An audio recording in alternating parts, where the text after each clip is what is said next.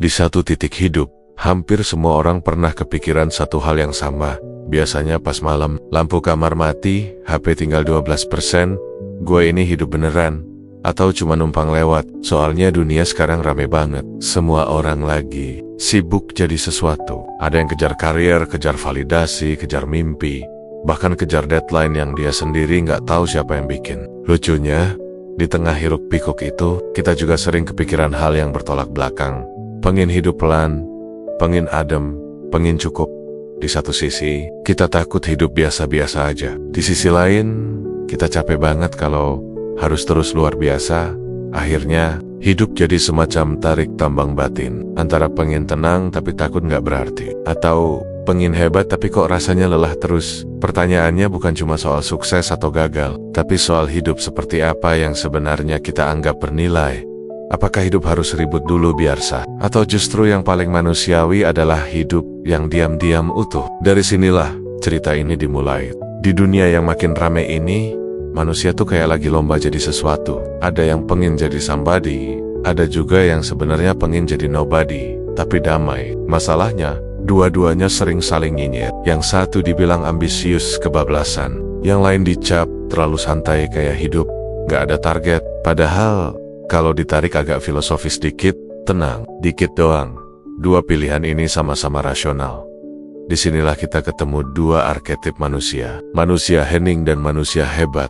Manusia hening bukan manusia yang gak ngapa-ngapain. Dia cuma punya standar hidup yang beda. Hidup cukup, kerja seperlunya, gak terlalu pengin menang lomba siapa paling sibuk. Tujuannya simple tapi gak remeh. Damai batin, relasi hangat, tidur nyenyak tanpa harus mikir, gue kurang hebat ya dibanding orang lain. Dalam kacamata filsafat, tipe ini nyambung banget sama gagasan Epikures soal ataraksia, kondisi batin yang tenang, bebas dari kecemasan berlebih. Bukan berarti hidup tanpa masalah, tapi masalahnya nggak sampai nginap lama di kepala. Versi modernnya, mungkin hidup yang notifikasinya nggak nyala terus. Sayangnya, di mata sosial, manusia hening sering kelihatan mencurigakan. Nggak terlalu ambisius, dicurigai. Nggak pamer pencapaian, dibilang nggak berkembang, padahal bisa jadi dia berkembang, cuma nggak live stream. Sebaliknya, ada manusia hebat. Tipe ini hidupnya kayak proyek besar, target jelas, ritme cepat, visinya panjang.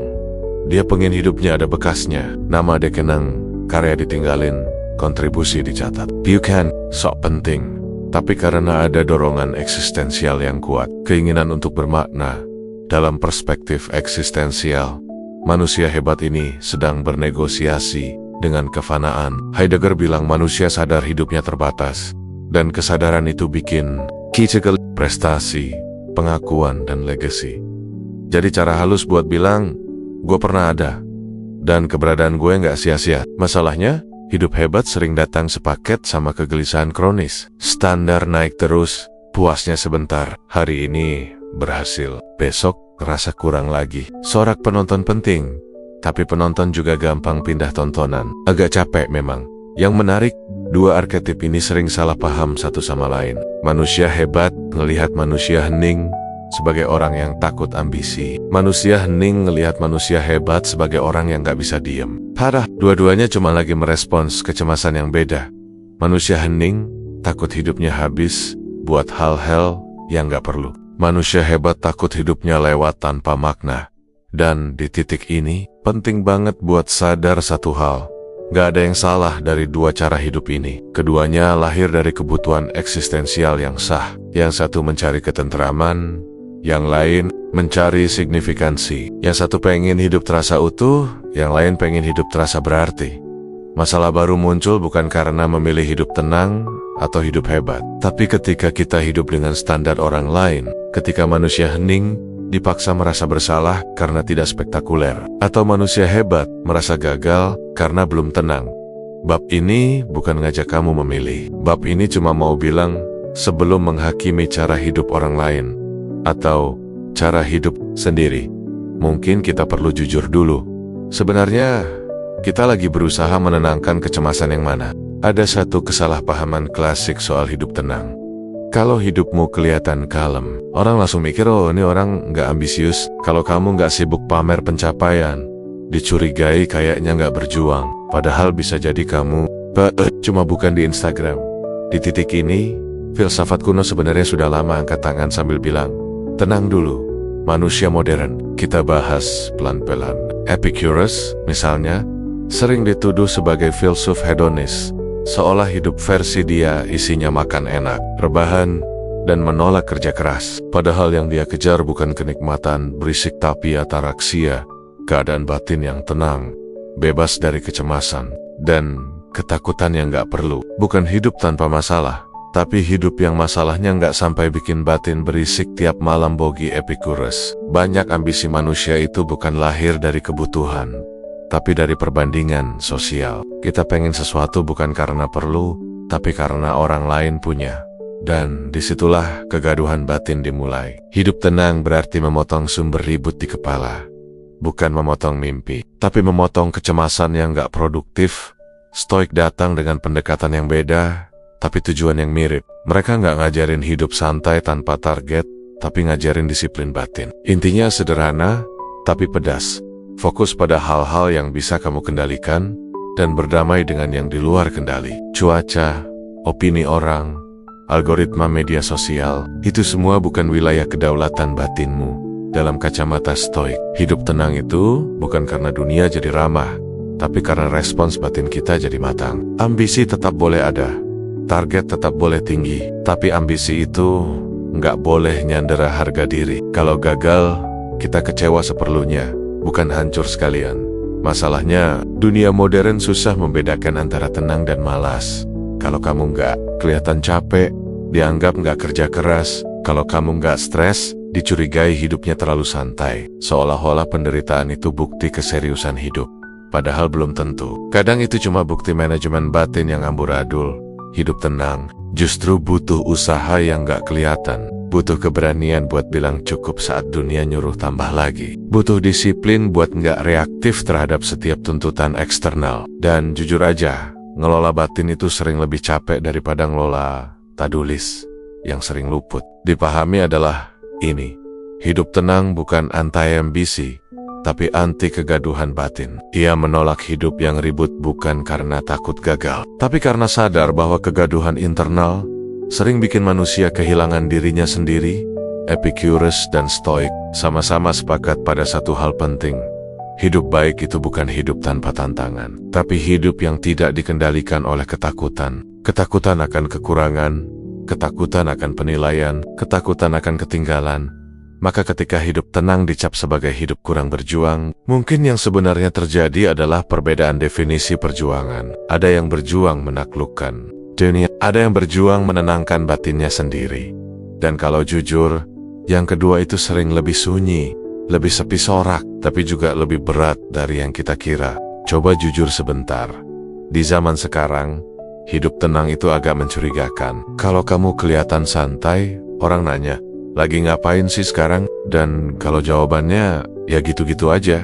Stabil, reaksinya sering kayak dengar kata terlarang. Stabil, serius, nggak mau naik level. Humaniora membaca ini sebagai gejala masyarakat modern yang memuja kecepatan, pencapaian, dan visibilitas. Kita hidup di dunia yang menganggap bergerak pelan sebagai dosa kecil, dan diam sebagai kesalahan fatal. Semua harus cepat, naik, dan kelihatan. Kalau tidak terlihat, seolah tidak pernah terjadi.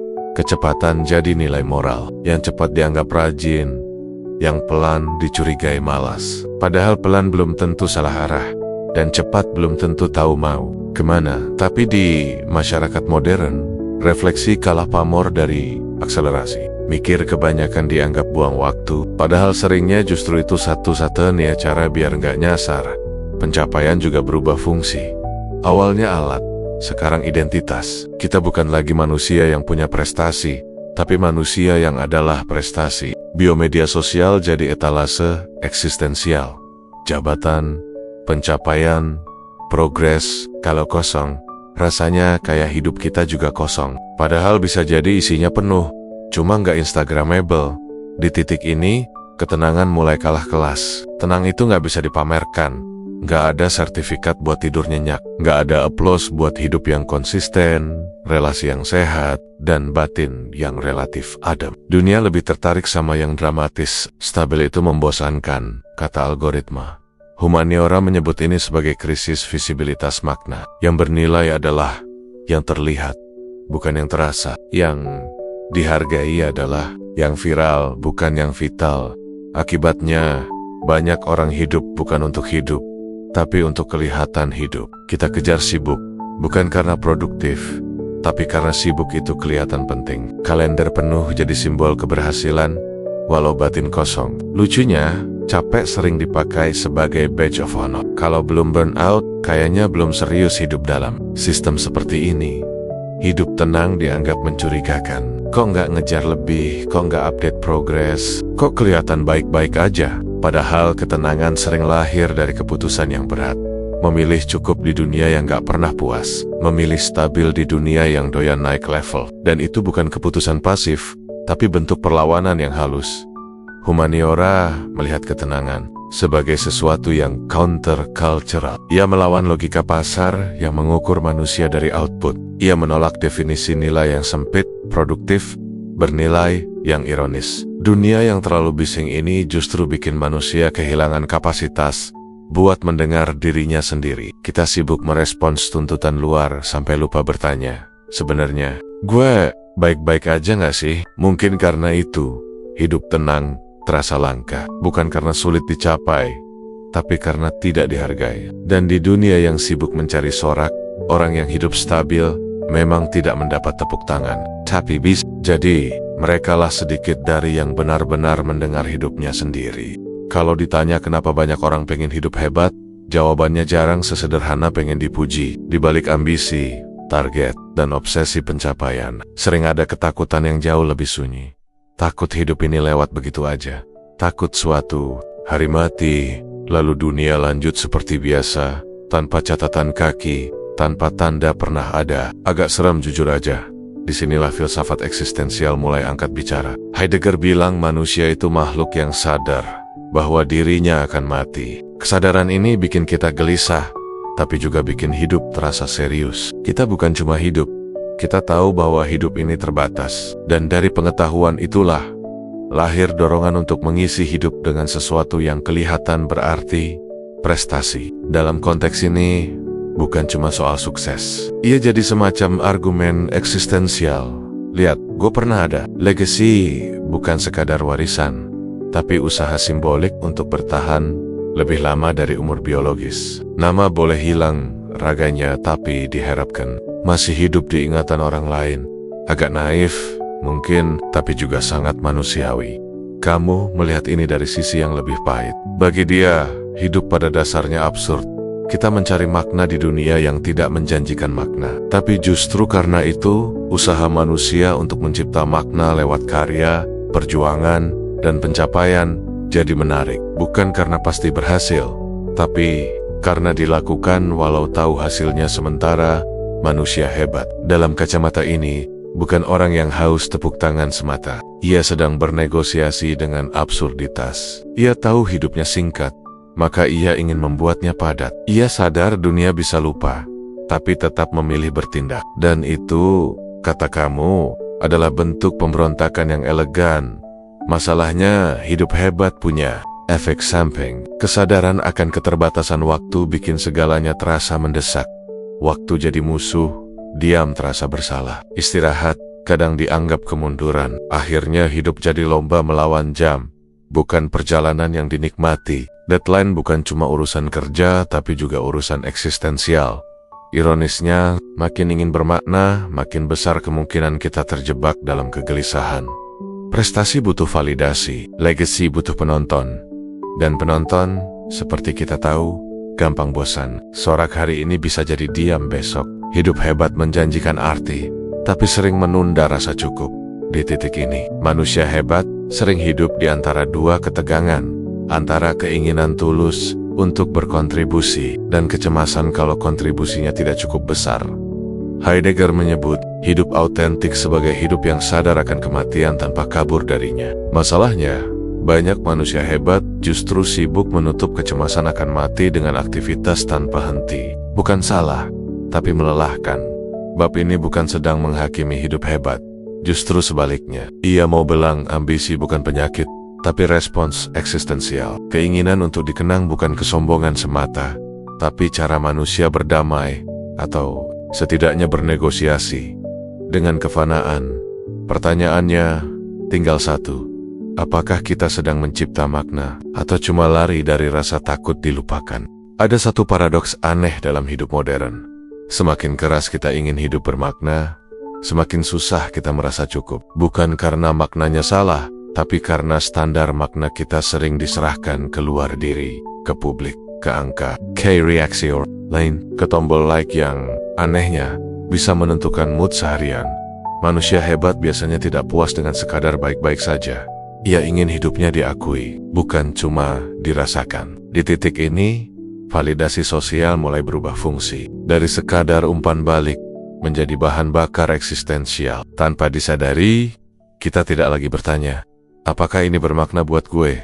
Tapi apakah ini cukup bermakna buat mereka? Masalahnya, mereka itu tidak pernah jelas. Publik selalu abstrak, dan standar mereka cair. Hari ini pencapaianmu dirayakan, besok jadi baseline. Apa yang kemarin luar biasa, hari ini kumaya, emang harusnya begitu. Dunia punya ingatan pendek, tapi ekspektasi panjang.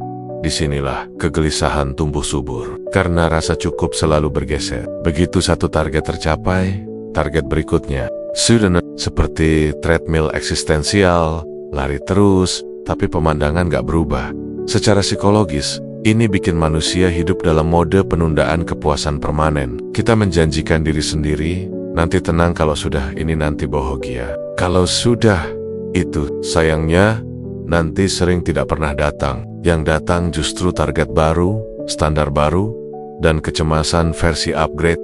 Jokesnya, hidup jadi mirip update aplikasi. Begitu satu versi rilis, langsung ada bug, kok rasanya masih kurang ya? Dan entah kenapa, patch-nya selalu berupa lebih keras, lebih cepat, lebih kelihatan. Humaniora melihat ini sebagai krisis rasa cukup, bukan karena manusia kekurangan, tapi karena definisi cukup terus direvisi oleh lingkungan sosial, media, budaya kompetisi, dan ekonomi perhatian bikin kita susah berhenti. Berhenti dianggap stagnan, puas dianggap berbahaya, padahal tanpa rasa cukup, makna berubah jadi tekanan yang ironis. Semakin kita bergantung pada validasi sosial, semakin rapuh makna itu sendiri. Karena makna yang butuh penonton selalu terancam oleh ketidakhadiran penonton. Kalau tidak ada yang melihat, apakah ia masih berarti? Di titik ini, hidup hebat sering berubah dari proyek makna menjadi proyek pembuktian. Kita tidak lagi hidup untuk menghidupi nilai, tapi untuk membuktikan bahwa hidup kita layak diapresiasi. Dan pembuktian itu, sayangnya, tidak pernah selesai. Bab ini tidak bilang validasi itu buruk. Manusia memang makhluk sosial, diakui itu menyenangkan, dan kadang perlu. Tapi ketika validasi jadi satu satania cermin nilai, kita menyerahkan ketenangan batin pada sesuatu yang tidak stabil. Paradoksnya jelas, makin ingin bermakna di mata dunia, makin jauh dari rasa cukup di dalam diri. Dan mungkin, disitulah letak kelelahan eksistensial yang jarang kita akui, bukan karena hidup kita kosong, tapi karena kita tidak pernah memberi izin pada diri sendiri untuk merasa selesai. Bayangin dua orang duduk di bangku yang sama, di sore yang sama, dengan rambut sama-sama memutih. Bedanya cuma satu, cerita hidup mereka. Yang pertama hidup sederhana, nggak pernah viral, nggak punya titel mentereng. Hidupnya diisi rutinitas yang itu-itu aja. Kerja cukup, keluarga dekat, malam yang tenang. Namanya jarang disebut orang, tapi ia hafal betul suara tawa di rumahnya sendiri. Yang kedua, hidupnya penuh sorak. Namanya dikenal, fotonya ada di mana-mana, ceritanya jadi bahan obrolan. Ia punya pencapaian yang bisa ditulis tebal di CV, bahkan mungkin di buku sejarah kecil-kecilan. Dunia mengenalnya, tapi sahur itu, bangku terasa sama sunyinya. Pertanyaannya bukan siapa yang lebih sukses, tapi siapa yang benar-benar merasa telah hidup. Humaniora membantu kita membedakan dua hal yang sering tercampur, kebahagiaan subjektif dan nilai objektif. Yang satu dirasakan dari dalam, yang lain diukur dari luar. Yang satu sunyi, yang lain berisik. Dan dunia hampir selalu lebih percaya pada yang berisik. Nilai objektif punya indikator jelas. Pencapaian, pengaruh, pengakuan. Ia rapi, bisa dicatat, bisa dibandingkan. Cocok buat arsip, laporan, dan pidato.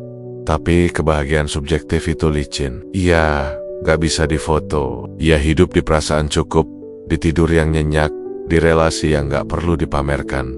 Masalahnya, kita sering menyamakan nilai dengan kebahagiaan. Kalau hidupmu diakui, dianggap berhasil. Kalau tidak, dicurigai gagal. Padahal bisa saja seseorang hidup bernilai tinggi di mata dunia, tapi kosong di dalam diri. Dan sebaliknya, hidup yang nyaris tak tercatat justru terasa utuh bagi yang menjalaninya. Di usia senja, pertanyaan eksistensial berubah nada, bukan lagi apa yang bisa gue capai, tapi apa yang benar-benar gue rasakan selama ini. Jokes pahitnya, di titik ini like sudah tidak terlalu berguna. Yang berguna justru siapa yang duduk menemani. Dan apakah kepala bisa nyandar tanpa gelisah? Dunia boleh ingat, tapi tubuh dan batin tidak bisa dibohongi. Bab ini mengajukan pertanyaan yang tidak nyaman. Apakah hidup harus diakui orang lain agar sah secara eksistensial? Atau cukup jika hidup itu masuk akal dan terasa bermakna bagi yang menjalaninya? Filsafat eksistensial cenderung condong ke yang kedua. Makna tidak turun dari luar. Ia diciptakan dalam relasi kita dengan hidup itu sendiri. Pengakuan sosial boleh memperkuat, tapi tidak menentukan. Dua kursi di usia senja itu mungkin tidak pernah saling menilai. Yang satu tidak iri pada sorak, yang lain mungkin diam diam merindukan sunyi.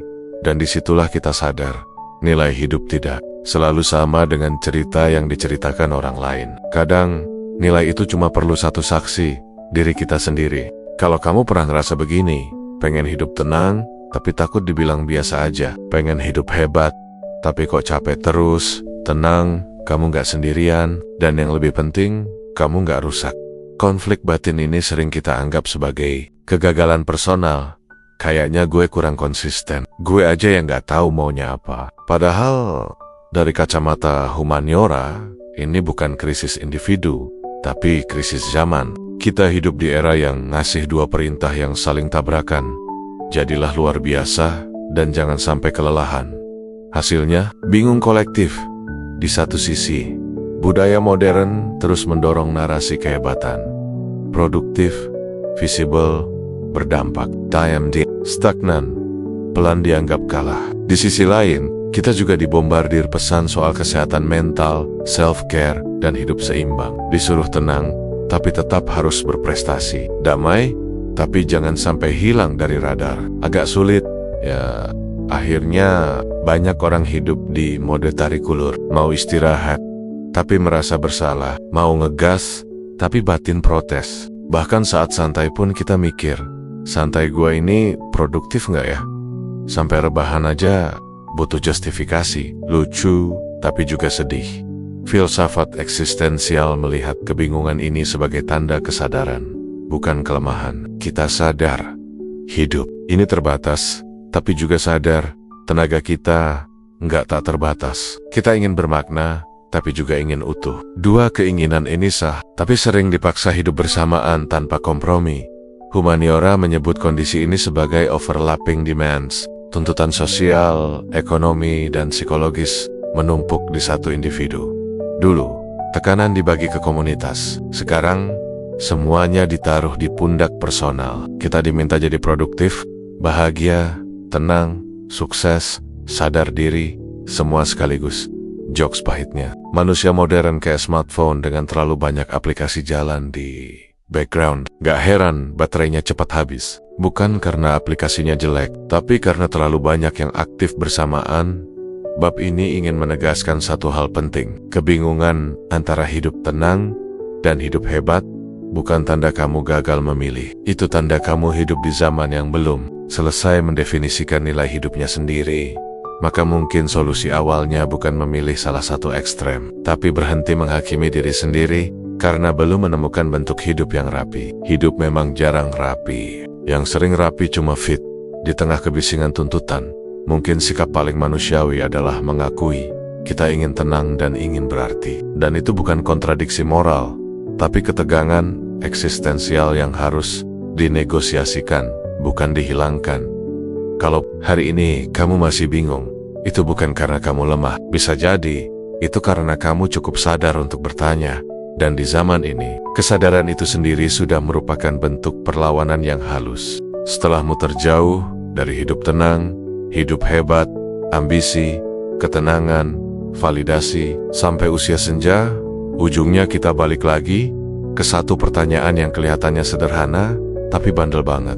Sebenarnya, nilai hidup itu buat siapa? Soalnya, kalau dipikir-pikir, pertanyaan hidup mana yang lebih bernilai sering bikin kita sibuk lomba jawab, tapi jarang bikin kita jujur. Kita debat, hidup tenang versus hidup hebat. Padahal, diam-diam, kita belum selesai dengan satu hal. Kita menilai, hidup pakai kacamata siapa?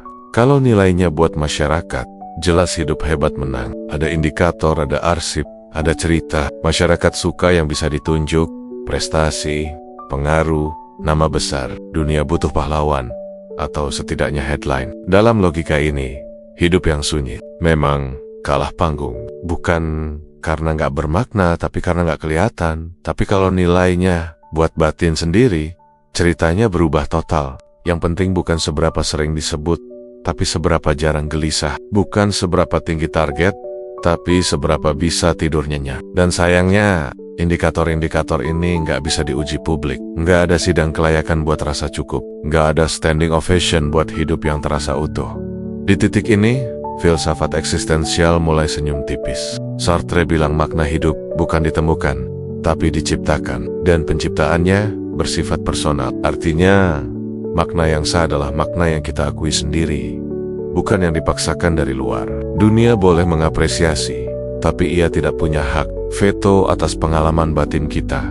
Bab ini sengaja nggak ngasih jawaban final, bukan karena malas, tapi karena hidup memang tidak bekerja seperti soal pilihan ganda. Jawaban yang terlalu rapi justru sering nggak jujur.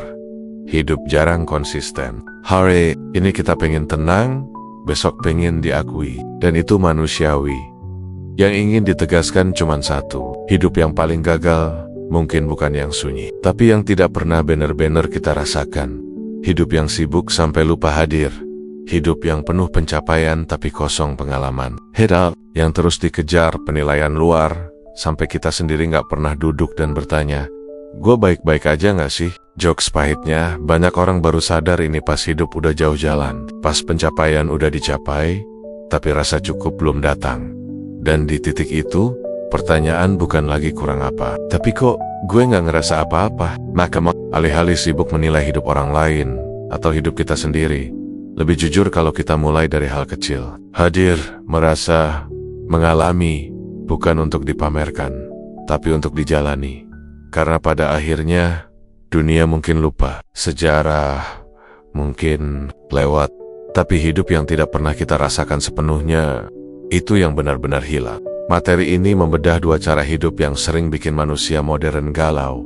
Hidup tenang dan hidup hebat. Hidup tenang mengejar damai batin, rasa cukup, dan kehadiran penuh. Hidup hebat mengejar makna lewat prestasi, pengakuan, dan legacy. Lewat filsafat Epicurus, Stoik, Heidegger, dan kamu. Pembahasan ini menunjukkan bahwa keduanya bukan soal benar salah, tapi lahir dari kebutuhan eksistensial yang sama-sama sah. Masalah muncul ketika nilai hidup kita diserahkan sepenuhnya ke sorak sosial, sampai lupa mendengar diri sendiri. Channel ini hadir buat kamu yang capek sama motivasi instan, tapi tetap pengen mikir. Kita ngobrolin filsafat, humaniora, dan kegelisahan hidup dengan bahasa manusia, bukan bahasa buku tebal yang bikin ngantuk sebelum halaman 2. Cocok buat kamu yang suka refleksi sambil ngopi dan pura-pura nggak overthinking.